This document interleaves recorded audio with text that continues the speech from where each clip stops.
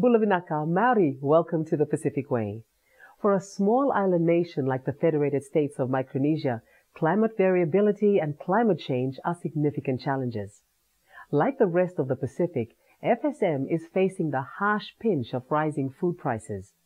Growing concerns about how and what they will eat in the future remains a challenge. We now travel to FSM in the North Pacific to see how they are coping with the food and water security challenges. The Federated States of Micronesia is an oceanic nation of over 600 islands in the northwestern Pacific Ocean. It consists of 4 states from the west to east: Yap, Chuuk, Ponape and Kosrae, that are spread across the western Pacific Ocean. Ponape State hosts the capital of FSM and is the most developed island in FSM. A coral reef surrounds the island, forming a protected lagoon, with the coast protected by mangrove swamps.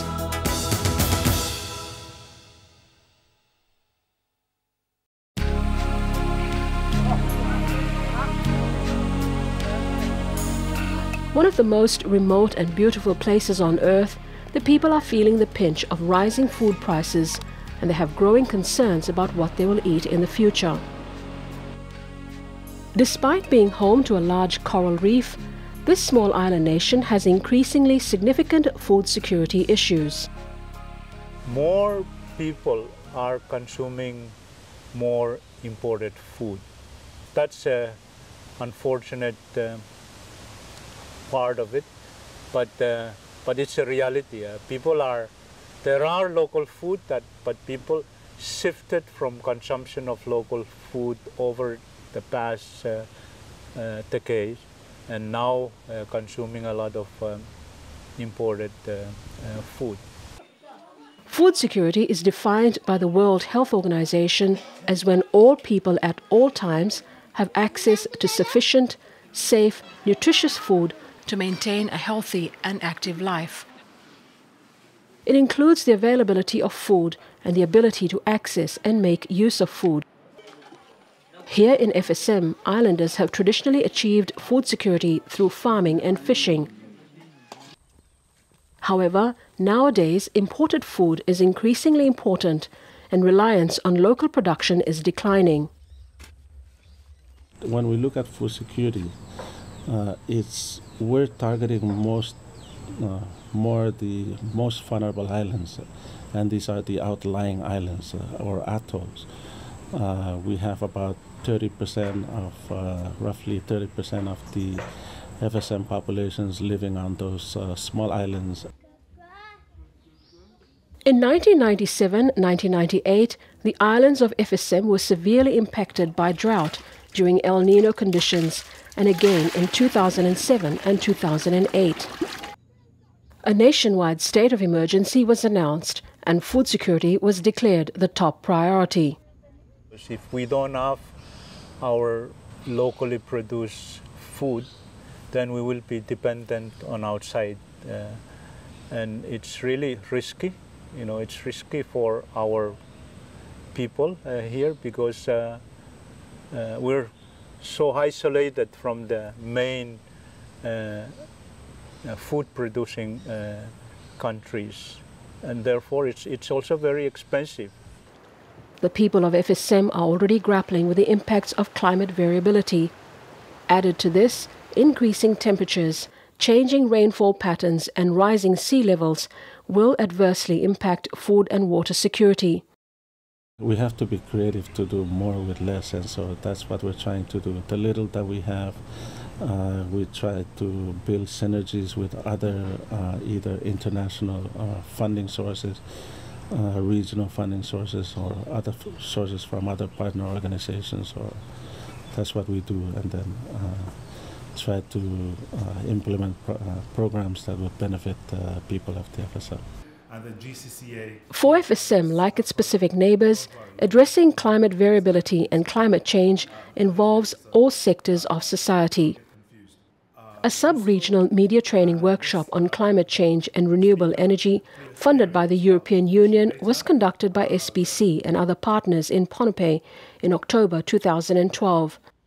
This provided an opportunity to share experiences and learn media skills that will raise public awareness of climate change and how to cope with its impacts. The Global Climate Change Alliance Pacific Small Island States project is working with 9 smaller Pacific Island countries, and that includes the countries here in the North Pacific, FSM, Palau and Republic of Marshall Islands. So here in Federated States of Micronesia, the country has identified the area of coastal management for food and water security as a priority. Climate change affects all 4 dimensions of food security: food availability, access to food, stability of food supplies, and food utilization.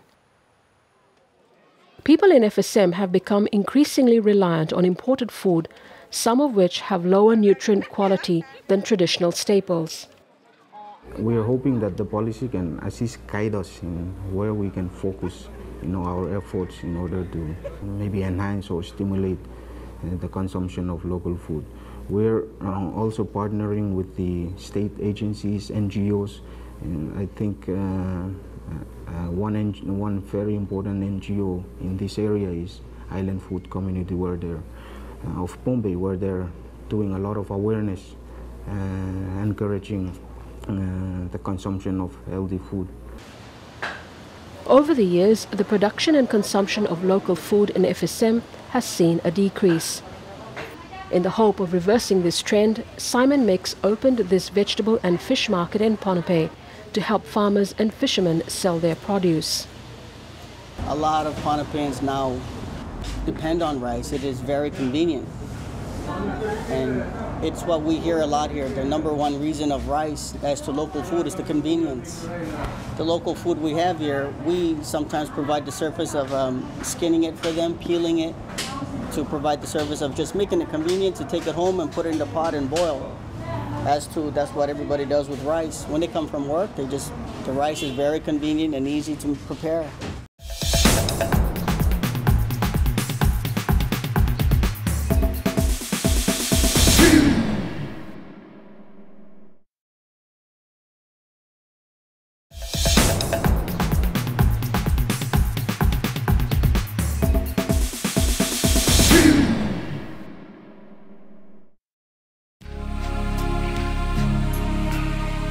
On the small coral atoll of Paken, subsistence or artisanal fishing is often the principal livelihood.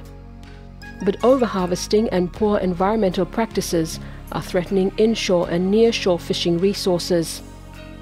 When I was still young, I go out with my older cousins who went fishing. Maybe in up to 2 days or 1 day we can catch around 800 pounds. But now we cannot even reach 400 pounds. Only 100 some pounds we bring to Pohnpei and then come back. So I don't know if the fish are getting fewer or I'm not sure what's happening. I used to fish a lot about 15 years ago. I fished 3 days out of 1 week. 1 day fish, 1 day rest. It was that, I was fishing that often. But so much has changed then.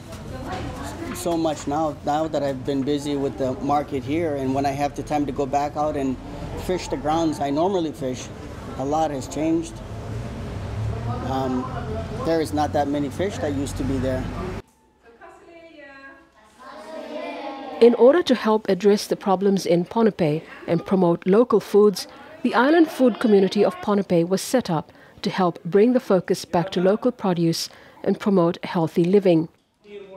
The organization has been working with communities throughout the FSM to promote nutritious varieties of local food crops such as bananas and giant swamp taro. We are able to see more utilization of local food. When you drive around the main town in Pohnpei, Colonia, you see a lot of locally produced takeout food, already cooked, available. We don't really have this like 10, 15 years ago. And also some of the varieties of crops that are not seen in the market are becoming available through the markets. The Pacific Australia Climate Change Science and Adaptation Planning PACSAP has been implementing a sustainable agricultural development project in FSM. The project uses participatory consultative approach to work with local farmers and aims to improve their food security and livelihoods while also addressing climate change-induced production problems. This includes on-farm demonstration plots to train farmers. Before we actually selected the farms, we conducted community surveys. And on an average of 8 communities in each state. For this project on food security and climate change, it's implemented in the 4 FSM states, Ponape, Kosrae, Yap and Chuuk. And I believe it's the first effort that has ever been made to involve partners. In the event of an emergency, a long-term drought where crops actually fail and so forth, SPC's got its gene bank, and we're working with the national government to help roll out a joint disaster risk management and climate change adaptation plan, so that if there's a drought or typhoon, for example, that those islands that are affected or communities that are affected are able to get the tools to regrow and also the crops delivered to them in a fairly timely manner. Related to this, SPC's Centre for Pacific Crops and Trees, established with support from Australia and the European Union, aims to assist Pacific Island countries to conserve their genetic resources and adopt sustainable agricultural systems. I believe that for Ponape, they have a good future in front of them, because they still have a lot of resources that that needs to be utilized, and just identify probably just some key farmers to export, who are responsible for export, like for commercial farmers, and then the traditional agroforestry system, because it's wild harvested. It can meet the domestic market for the time being.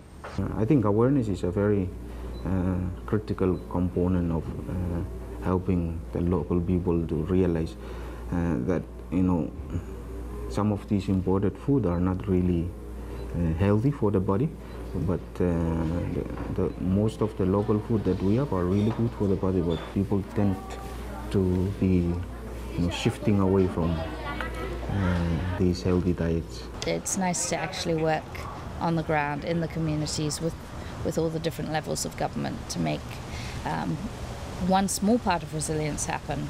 But this is only the beginning. FSM and even that particular community is going to probably need extra assistance with other areas. Food security is crucial for human survival. So it is important we adequately prepare for the challenges ahead, including climate change and changing social patterns. For small and delicately balanced Pacific communities such as FSM, climate variability and climate change are significant challenges. Building on traditional knowledge and implementing measures such as sustainable agricultural and fishing practices, conserving water and energy, and reducing the pollutants flowing into our rivers and ocean will help maintain a healthy land and marine environment, and one that is more resilient to climate change.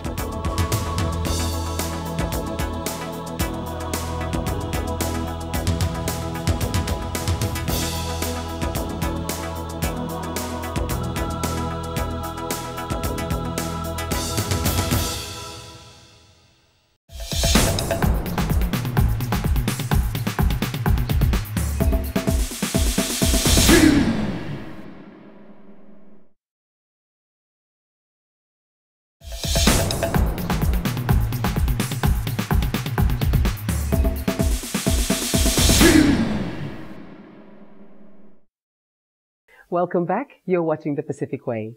The New Zealand delegation is always a crowd favorite. Besides being a dominant force on the rugby field, their incredible talent in tattooing, art and music is well recognized and respected throughout the region. Our next item is a performance from Aotearoa at the 2012 Festival of Arts in Solomon Islands. Enjoy. Starts with our Pacific people. When Māori migrated to Aotearoa in New Zealand, they brought a lot of history and stories with them. Whakapapa, we call genealogy whakapapa, and we relate to every single whakapapa that come from the 7 wakas that migrated. One of those stories in particular, and Te Moana Nui a Kiwa we call it, or the Pacific Ocean, is about how we treat whales and treat tohora. We call them ika moana. And this particular story talks about the way we have relationships with the tohora.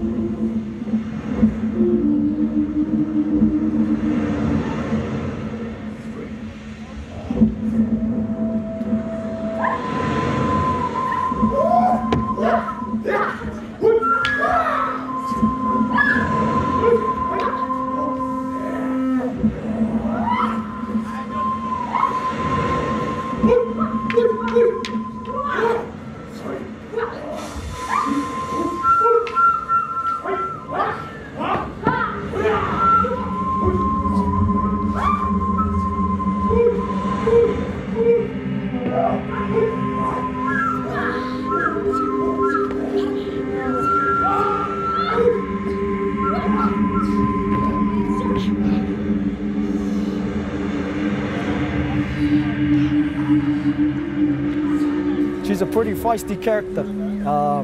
We use rākau for close quarter combat fighting in Aotearoa. Back in the old days, as a fighting tool, she could morph from one creature to human creature to come and teach the humans a lesson.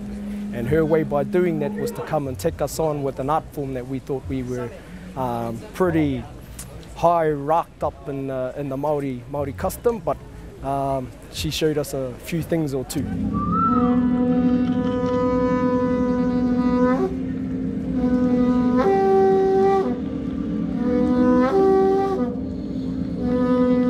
We wanted to put a message out there to say there is a relationship between the Pacific Island people, Māori in particular for our side, and how we use and utilise the tohora. If they offer themselves to you, it's a good sign. If not, do not touch them. They are still making their way around their voyage. And we told it in a way where we used my co-partner. She was a descendant of the uritanipa, which is a sea creature, half human, half fish. We told a story relating, so it could link to the people of the Solomon Islands.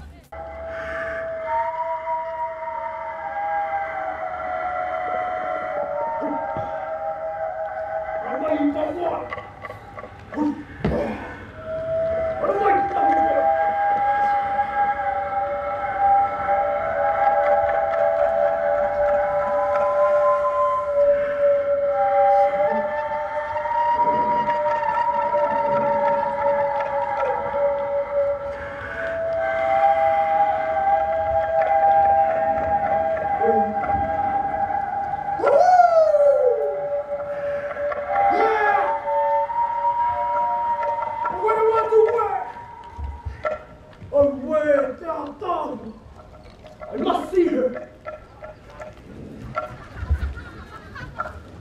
With such beauty high, what words do I speak to her? She was here. Yora, if Hannah wet,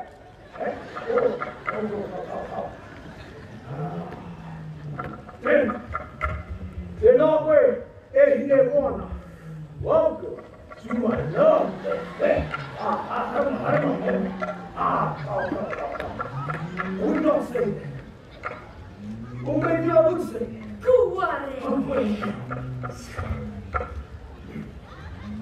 Yora, o kai noa tō huingoa, descendant of the great Kai. Your people. And you are? The Aotearoa. Kohinau.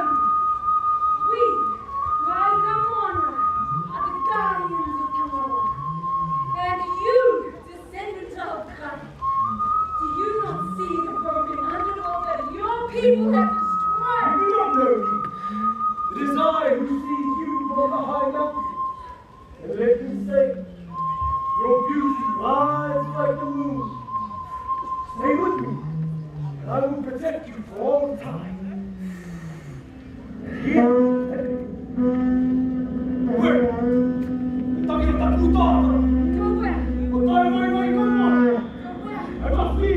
The character that I put on stage, that he had no boundaries towards what the old people respected tohora and how they utilised them, and my character plays a part where he just respects every boundary that's in touch with our nature.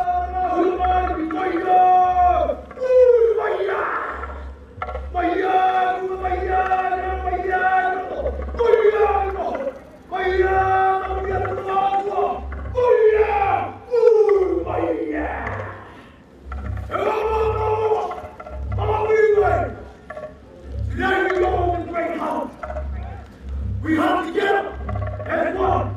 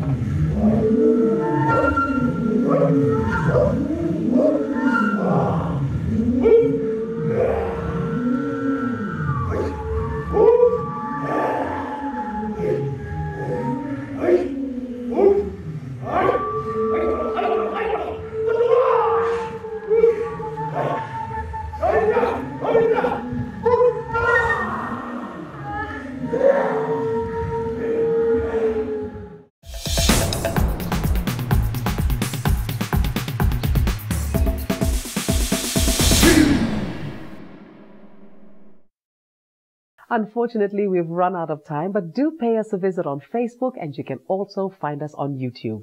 We'd love to know your thoughts about the show or about any of our stories. Until next time, Lukimu Sapo.